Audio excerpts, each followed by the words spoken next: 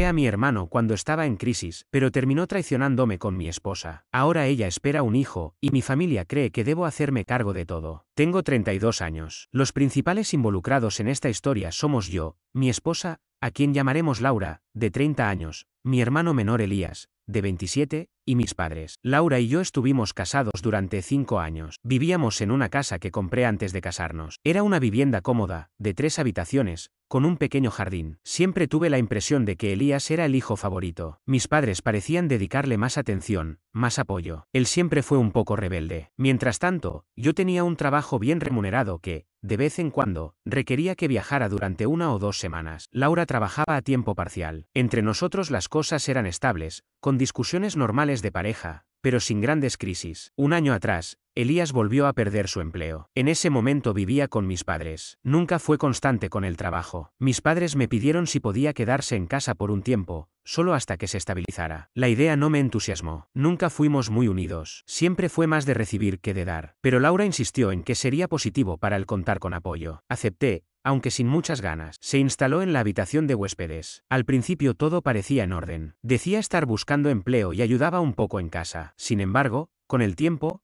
noté cambios. Al regresar del trabajo, los encontraba a él y a Laura viendo películas y riendo como si fueran grandes amigos. Empecé a sentirme un extraño en mi propio hogar. Intenté convencerme de que eran celos infundados, o quizás el cansancio me estaba afectando. Pero justo por esas fechas comenzaron a intensificarse mis viajes laborales, 2 semanas fuera, 1 semana en casa, y luego otros 10 días de viaje. Era un proyecto importante, que prometía una buena bonificación y la posibilidad de un ascenso. Cuando volvía, Laura parecía distante. Pasaba mucho tiempo con el móvil, escribiendo mensajes. Decía que era con sus amigas. Elías seguía en la casa, asegurando que aún buscaba empleo, aunque yo no veía señales reales de esfuerzo. Todo esto comenzó a dejarme una sensación desagradable. Algo no encajaba. Una de esas veces, regresé antes de lo previsto por un cambio en el vuelo. No avisé. Quería sorprenderla. Llegué una tarde. El auto de Laura estaba en el garaje, y también el viejo coche de Elías. La casa estaba en silencio. Al entrar, los encontré en la cocina, preparando café. No hacían nada fuera de lugar en ese momento,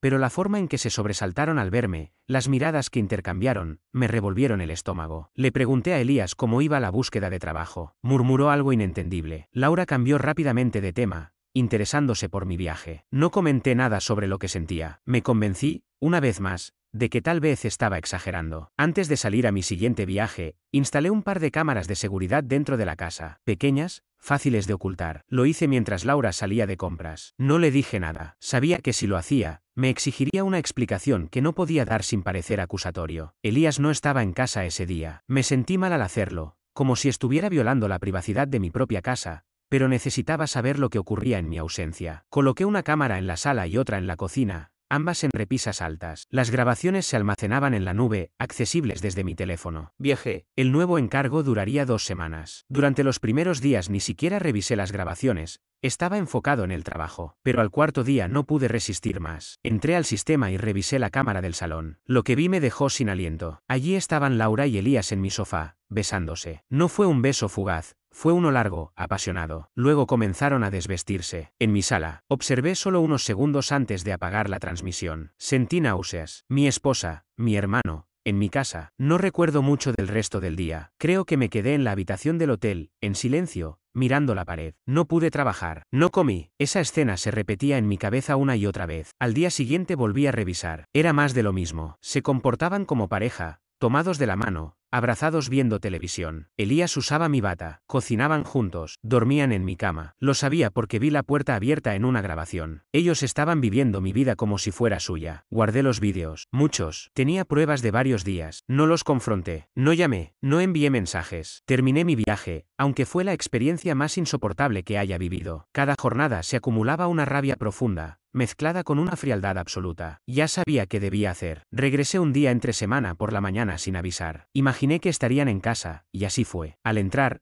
los encontré en la cocina, desayunando. Ella sentada sobre él, ambos riendo. Al verme, se quedaron congelados. Laura se puso pálida. Elías pasó de la confusión al miedo en segundos. ¿Qué haces aquí?, preguntó él. En mi propia casa. Tuvo el descaro de preguntarlo. Vivo aquí, respondí, con voz serena. O al menos, solía hacerlo. Laura rompió a llorar. No es lo que parece, dijo. Oh, yo creo que sí lo es, le contesté. Creo que ustedes dos han estado pasándola muy bien mientras yo estaba fuera trabajando.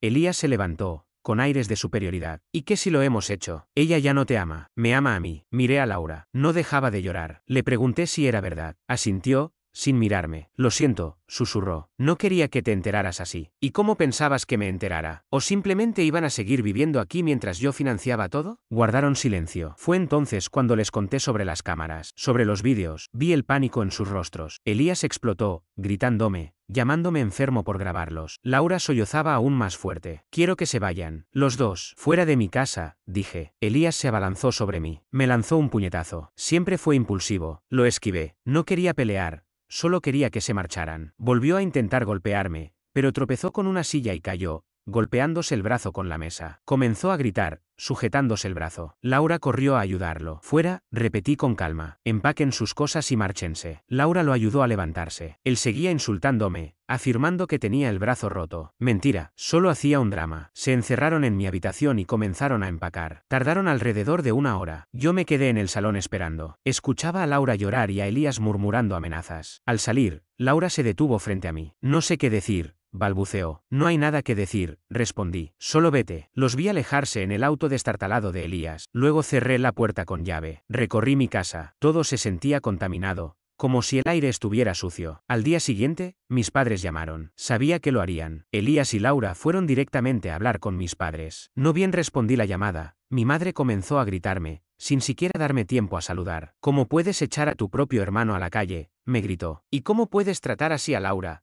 ¡Qué crueldad! Intenté explicarme, contarles lo que había pasado, pero fue inútil. Mi padre tomó el teléfono después. Su tono era más sereno, pero sus palabras me dolieron igual. Me dijo que Elías y Laura estaban enamorados, que esas cosas pasaban, que Laura era una buena mujer y que, al fin, Elías parecía estar sentando cabeza. Me explicó que no tenían a dónde ir. Y luego vino la parte que me hizo hervir la sangre. Mi madre volvió a la línea y me soltó. Tienes que ayudarlos. Tienes una casa grande, un buen empleo. Ellos recién están empezando. Son una nueva familia. Me quedé paralizado. ¿Ayudarlos? ¿Después de lo que me hicieron? Pregunté si de verdad me estaban pidiendo que financiara la convivencia entre mi ex esposa y mi hermano, después de haberme traicionado en mi propia casa. No seas egoísta, me dijo mi padre. Elías es tu hermano. Y Laura, sigue siendo familia. Haz lo correcto. No podía creer lo que escuchaba. Para mí, lo correcto hubiera sido que Elías no se acostara con mi esposa. Lo correcto hubiera sido que Laura me dijera la verdad, que me respetara. La discusión se alargó durante horas. Me acusaron de ser frío, de no tener corazón, de ser incapaz de perdonar. No les importaba lo que me habían hecho. Solo parecían preocuparse por Elías y su nueva relación. Les dije que iba a divorciarme. Mi madre rompió en llanto. Mi padre me pidió que lo pensara bien,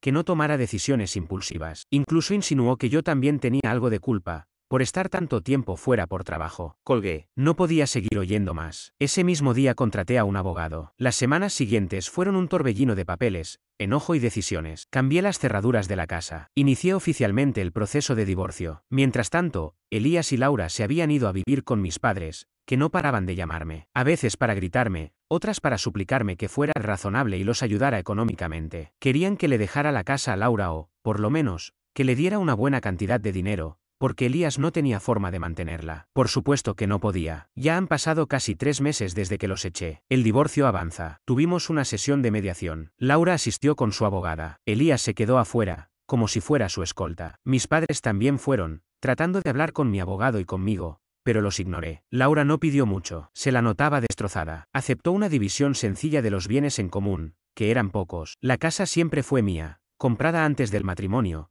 así que ella no tenía derecho alguno sobre ella. Mi abogado se aseguró de eso. Pero la semana pasada todo cambió. Mi abogado me llamó. La abogada de Laura lo había contactado. Laura está embarazada. Lleva algunos meses, lo que indica que quedó embarazada antes de que la echara. Tal vez mientras yo estaba de viaje por trabajo, o poco después de haber vuelto, justo antes de descubrirlo todo. El tiempo es muy ajustado. Laura asegura que el bebé es mío. Mis padres están eufóricos. Me llamaron de inmediato. Dicen que esto lo cambia todo, que es una señal, que debemos volver a estar juntos por el bien del bebé. Lo llaman voluntad divina. Ahora están presionando aún más para que detenga el divorcio, y hasta quieren que Laura y Elías regresen a vivir a mi casa. Según ellos, es por el bien del niño. Incluso han dicho que Elías sería un excelente tío papá, como si eso tuviera algún sentido. No sé ni qué pensar. Un hijo, si es mío, claro. Siempre quise ser padre, pero no así, no en medio de este desastre, no con ella, y mucho menos con Elías y mis padres involucrados de forma tan enfermiza. Mi abogado insiste en que debemos hacer una prueba de paternidad. Estuve de acuerdo de inmediato. Al parecer, Laura también. Ella insiste en que el bebé es mío. Pero lo peor no es eso. Mis padres han comenzado a acosarme. Llaman a mi trabajo, a mis amigos. Le cuentan a todo el mundo que estoy abandonando a mi esposa embarazada, que pronto será mi ex, y a mi hijo. Me pintan como el villano de esta historia. Me exigen que mantenga a su nueva familia, como ellos la llaman, Laura, el bebé y Elías. Quieren que les dé dinero, casa, estabilidad, todo, y si no lo hago, dicen que se encargarán de que todos sepan qué clase de persona soy. Elías también me escribe, con mensajes amenazantes. Vas a pagar por esto. Ese bebé necesita un hogar de verdad. Volver con Laura no es una opción. El divorcio continuará, pero no sé qué hacer con esto. ¿Con mis padres? ¿Con Elías? Si el niño resulta ser mío, claro que asumiré la responsabilidad, pero no quiero a esta gente en mi vida. Mis padres creen que debo perdonar, olvidar y abrir mi cartera y mi casa. Quieren que Elías haga de padre de mi hijo mientras yo cubro los gastos. ¿Estoy mal por querer cortar lazos con todos, aunque eso implique una batalla enorme? Solo me siento atrapado, lleno de rabia. ¿Cómo debería manejar esta situación? Especialmente si hay un niño de por medio. Actualización. Hola a todos. Han pasado aproximadamente 2 meses desde que publiqué esto. Primero que nada, gracias. Leí muchos de sus comentarios y mensajes. Algunos compartieron experiencias similares, otros simplemente me ofrecieron palabras de apoyo. Me ayudó mucho saber que no estoy loco por sentir lo que siento. Varios me preguntaron por detalles del enfrentamiento y la actitud de mis padres. Intentaré aclararlo. Muchos preguntaron si Elías se lastimó al caerse ese día. No se rompió el brazo, solo fue un moretón. Fue al médico al día siguiente. Seguro lo hicieron ir para documentarlo o dar lástima. Al final, solo fue un esguince leve. Se puso un cabestrillo por una semana para hacerse el dramático. También me preguntaron si Laura dijo algo para defenderse durante todo esto. La verdad, no mucho. Ella lloró mucho. Repitió varias veces que lo sentía. Cuando Elías se me abalanzó, ella gritó, Elías, no, pero no hizo ningún intento real de detenerlo. Después de que cayó, toda su atención se centró en él. Cuando les pedí que hicieran sus maletas, simplemente asintió y ayudó a Elías. Quedó claro que su lealtad estaba con él. A partir de ahí, mis padres intensificaron su campaña para hacerme quedar como el villano. Incluso llamaron a mi jefe. Por suerte, él es un hombre sensato que me conoce bien. Escuchó mi versión de los hechos y básicamente les pidió que dejaran de acosar a uno de sus empleados. También enviaron un extenso correo a mis tíos, hermano de mi padre, describiéndome como un monstruo. Pero mi tía me llamó. Le conté todo con detalles y se mostró horrorizada por el comportamiento de mis padres y de Elías. Desde entonces ha estado de mi lado. Ese fue un pequeño respiro entre tanto caos. Una recomendación que muchos me dieron fue contratar a un buen abogado. Ya lo tenía. Es directo, firme y ha sido un gran apoyo en medio de todo esto. Él fue quien insistió en que la prueba de paternidad se realizara por medios oficiales y no con kits caseros. Luego de leer muchos comentarios y hablar con él, me sentí más decidido. La cantidad de apoyo que recibí me ayudó a ver que las exigencias de mis padres eran absurdas. Su argumento de que debía apoyar a Elías solo porque está con Laura y posiblemente con mi hijo, carecía de lógica. Elías es adulto y tomó sus decisiones. Laura también eligió su camino. Mi principal preocupación era el bebé. Si era mío, no tenía dudas de que quería estar en su vida, pero también sabía que no podía permitir que mis padres, Elías o incluso Laura usaran al niño como una herramienta para manipularme. Algunos comentarios sobre alienación parental me alertaron mucho. Supe que debía actuar con firmeza. Mi abogado me aconsejó que documentara todo, así que comencé a llevar un registro detallado. Tomé decisiones claras. Primero, confirmar la paternidad. Segundo, si el bebé era mío, luchar por la custodia completa o al menos principal, con límites estrictos hacia Laura, sin ninguna influencia de Elías ni de mis padres. Tercero, cortar todo vínculo emocional y financiero con ellos. Romper cualquier puente que pudieran usar para afectarme. Cuarto, finalizar el divorcio lo antes posible. Con eso claro, pasé a la acción. La prueba de paternidad fue programada. La cita estuvo cargada de tensión. Laura se presentó, y Elías esperaba fuera, caminando nervioso como un animal enjaulado. Mis padres también aparecieron e intentaron hablarme en la sala de espera, pero los ignoré. Seguí la recomendación de mi abogado, no involucrarme. Laura se veía muy tensa. En voz baja me dijo, es tuyo. Lo sé, no respondí. 2 semanas después llegaron los resultados. Mi abogado me llamó, el bebé es mío. Sentí una oleada de algo difícil de describir. No fue alegría ni tristeza, más bien una sensación de peso, de responsabilidad. Era real, iba a ser padre. Inmediatamente, mi abogado comenzó a preparar toda la documentación para solicitar la custodia total tan pronto como naciera el niño. Una vez confirmada la paternidad legalmente, notificamos formalmente a la abogada de Laura nuestra intención de pedir la custodia completa al momento del nacimiento. Expusimos nuestros argumentos, la infidelidad de Laura, su situación inestable, viviendo con mis padres y dependiendo de Elías, quien ni siquiera tiene empleo. También incluimos los mensajes amenazantes que me envió, el episodio en el que me atacó, y el comportamiento manipulador de mis padres. Todo eso dejaba claro que no podían ofrecer un entorno saludable. Frente a eso, mi hogar estable, mi trabajo sólido y mi red de apoyo hacían una gran diferencia. Cuando mis padres se enteraron de nuestras intenciones legales, me llamaron gritando y llorando. Mi padre me dijo: ¿cómo te atreves a quitarle el bebé después de todo lo que hiciste? Le respondí: también es mi hijo y no voy a permitir que crezca en medio del desastre que ustedes crearon. Vamos a presentar la solicitud en cuanto nazca. Mi madre gritó que yo era un monstruo y un hijo desnaturalizado. Vas a arrepentirte de esto. Elías será un padre para ese niño. Ya lo quiere, dijo. Le respondí: Elías no tendrá ningún derecho legal sobre mi hijo, y tú tampoco si siguen actuando así. Corté todo contacto con ellos. Les dije que, en caso de emergencias relacionadas con otros miembros de la familia, podían comunicarse a través de mi tía. Todo lo referente al bebé y el proceso legal debía canalizarse mediante los abogados. Bloqueé sus números. También le envié a Elías una carta de cese y desista mediante mi abogado, advirtiendo que cualquier nueva amenaza sería denunciada a la policía y utilizada en el juicio de custodia. Su respuesta fue un mensaje de voz furioso desde el teléfono de un amigo, lleno de insultos y amenazas. Mi abogado lo guardó como prueba adicional de su inestabilidad. Cambié mi número de teléfono y solo unas pocas personas lo tienen ahora. También informé a mi banco sobre la situación por si mis padres o Elías intentaban alguna maniobra. Trasladé mis cuentas principales a otra entidad bancaria. A través de mi tía, comuniqué a toda la familia que ya no tenía contacto con ellos y expliqué los motivos. La mayoría se sorprendió,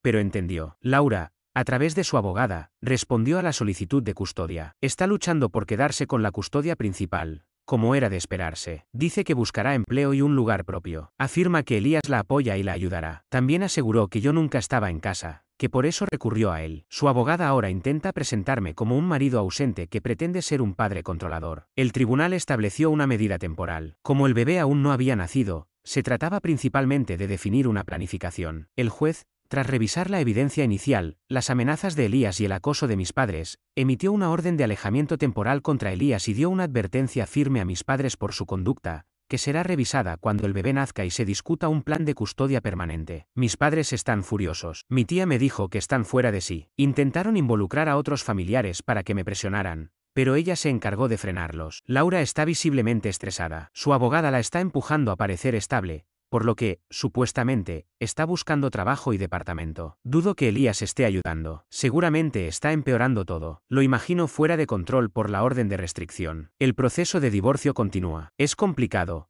costoso y agotador. La última vez que hablé directamente con Laura fue por una breve llamada que organizó su abogada. Lloraba. Me dijo: Elías, por favor no hagas esto. No me quites al bebé. Sé que lo arruiné, lo siento mucho, pero él es lo único que me queda. Le respondí: esto no se trata de lo que tú pierdes, Laura. Se trata de lo que es mejor para mi hijo. Y lo mejor para él es estar lejos de los juegos tóxicos de Elías y de mis padres. Dejaremos que el juez decida. Ella comenzó a suplicar, pero terminé la llamada. Debo mantenerme firme. No puedo dejarme llevar por sus emociones. La casa está en silencio ahora. Me estoy preparando lo mejor posible para recibir al bebé. También me estoy alistando para una batalla legal muy dura. Sé que usarán cualquier recurso sucio, pero estoy listo. No sé qué me espera, pero tengo claro que ya no permitiré que me manipulen ni me utilicen. No seré más su alfombra. Actualización. Han pasado cerca de 2 años y medio desde que conté esto. Mucho ha cambiado. El bebé, un niño llamado Daniel, nació hace aproximadamente un año. Tal como estaba planeado, en cuanto nació y se registró legalmente, mi abogado presentó la solicitud formal para obtener la custodia legal y física total. Las batallas legales que vinieron después fueron tan duras como imaginé,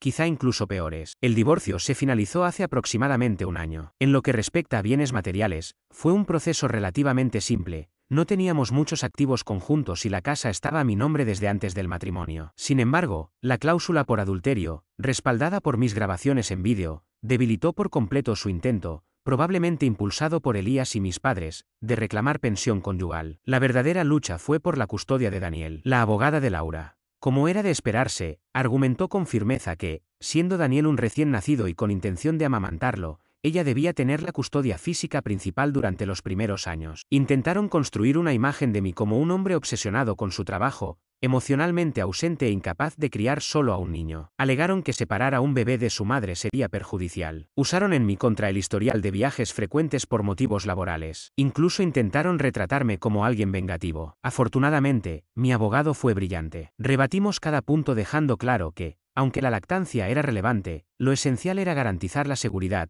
estabilidad y bienestar a largo plazo de Daniel. Presentamos todas las pruebas disponibles, los vídeos del engaño mostrando la falta de juicio y honestidad de Laura, los mensajes amenazantes de Elías, su comportamiento violento, incluyendo un cargo por desacato debido a un arrebato en una audiencia preliminar, el buzón de voz grabado, y el constante hostigamiento por parte de mis padres, quienes intentaban socavar mi rol como padre. Contamos con el testimonio de un psicólogo infantil que expuso cómo un entorno inestable, bajo la influencia de personas como Elías y mis padres, podía ser perjudicial para el desarrollo emocional de un niño. También explicó que el vínculo seguro con un padre puede formarse cuando éste asume el cuidado principal, y que la lactancia materna se podía facilitar a través de visitas y leche extraída, si Laura colaboraba. Las audiencias fueron largas y emocionalmente extenuantes. Laura solía romper en llanto. Elías estaba en la sala mirando con odio hasta que, tras su desacato, se limitó su presencia. Mis padres asistían cada día, dedicándome miradas cargadas de rencor. Intentaron acercarse a mí varias veces en los pasillos, pero mi abogado se encargó de impedirlo. El juez se tomó en serio los argumentos de Laura sobre el cuidado neonatal, pero aún más el cúmulo de pruebas sobre la inestabilidad de su entorno. Al principio, no quería separar a un recién nacido de su madre si ésta estaba dispuesta a amamantar, así que dictó un plan provisional condicionado para los primeros 3 meses. Laura conservaría la custodia física solo si cumplía con condiciones muy estrictas. Conseguir y mantener vivienda independiente y estable, lejos de Elías y mis padres, en un plazo de 2 semanas, sujeta a aprobación por parte de un trabajador social asignado por el tribunal. Prohibición total de contacto entre Elías y Daniel o Laura, respaldada por una orden de alejamiento. Mis padres no debían tener ningún contacto con Daniel, y la comunicación con Laura debía ser mínima y sin involucrarlo. Asistencia obligatoria a clases de crianza, terapia individual y cooperación total con visitas domiciliarias del trabajador social. Yo tendría derecho a visitas frecuentes, incluso con pernocta a medida que Daniel creciera, para favorecer el vínculo padre-hijo. También debía estar involucrado en todas las decisiones médicas. Se fijó una pensión alimenticia a mi favor. Ese fue el momento para que Laura demostrara que podía ofrecer un entorno estable. Encontró un pequeño apartamento, pero en menos de un mes ya era evidente que no podía, o no quería, cumplir con las condiciones. El trabajador social informó que mis padres visitaban su casa con frecuencia, a pesar de las restricciones. Incluso hubo un incidente donde Elías fue visto cerca de la vivienda, lo que violaba la orden judicial. Laura faltó a varias sesiones de terapia y no lograba desenvolverse de forma autónoma. Era claro que seguía bajo la influencia de Elías y mis padres, quienes probablemente le decían que las condiciones del juez eran injustas. Mi abogado solicitó una revisión de urgencia. Tras examinar los informes del trabajador social y confirmar la presencia de Elías, el juez concluyó que Laura no era capaz de proteger a Daniel de influencias dañinas ni de garantizarle estabilidad, incluso con apoyo judicial. El plan provisional se anuló. Tras esa etapa fallida, se me otorgó la custodia legal y física exclusiva de Daniel. El juez citó la incapacidad de Laura para seguir las condiciones, su persistente falta de juicio, la ausencia de independencia estable y el riesgo continuo representado por Elías y mis padres. Aunque el vínculo materno con un recién nacido es valioso, no puede anteponerse a la seguridad del menor ni a exponerlo a un ambiente caótico. Laura recibió régimen de visitas supervisadas, a través de un servicio profesional costeado por ella. Esta condición fue clave, y mi abogado luchó mucho por obtenerla. Así se garantiza que ni Elías ni mis padres la influyan durante el tiempo con Daniel. Al principio, las visitas eran 2 veces por semana, por unas horas. Podía amamantarlo si así lo deseaba,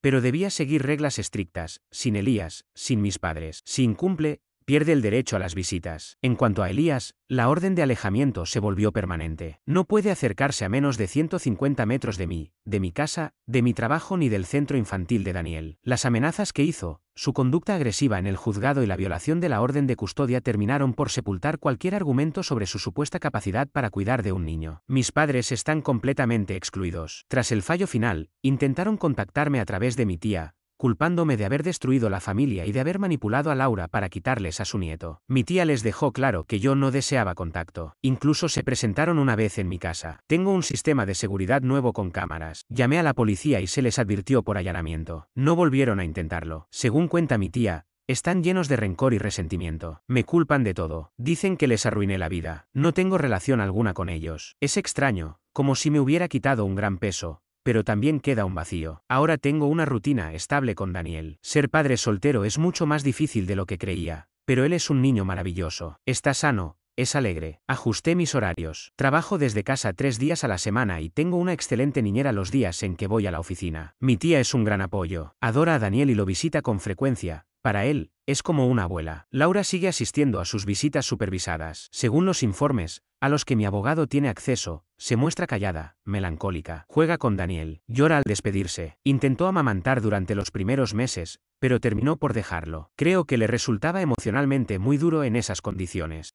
Actualmente trabaja medio tiempo en un supermercado. Sigue viviendo en ese pequeño departamento, con una compañera de piso, no con Elías. Supe por familiares que su relación con Elías se derrumbó tras perder la custodia. Cuando él entendió que no obtendría beneficios ni dinero por el bebé, la culpó del fracaso. Tuvieron una fuerte pelea, y mis padres acabaron echándolo cuando se volvió agresivo con ellos al negarse a darle más dinero. La última noticia que tuve fue que Elías está durmiendo en sofás ajenos, desempleado, y sigue hablando mal de mí en internet usando perfiles falsos. Mi abogado ya ha tomado cartas en el asunto por acoso. Empecé terapia para lidiar con la traición y la rabia. Me ayuda un poco, pero sobre todo, me concentro en Daniel. Él es mi prioridad. Mi vida ha cambiado por completo. No salgo, no tengo tiempo para citas ni vida social, pero tengo a mi hijo, gracias a quienes me apoyaron en su momento. Sus palabras fueron un consuelo en medio de la tormenta. Sé que el drama aún no termina. Probablemente Laura intentará modificar el acuerdo de custodia en algún momento. Si llega ese día, lo enfrentaré. Por ahora, eso es todo lo que puedo decir. Adiós.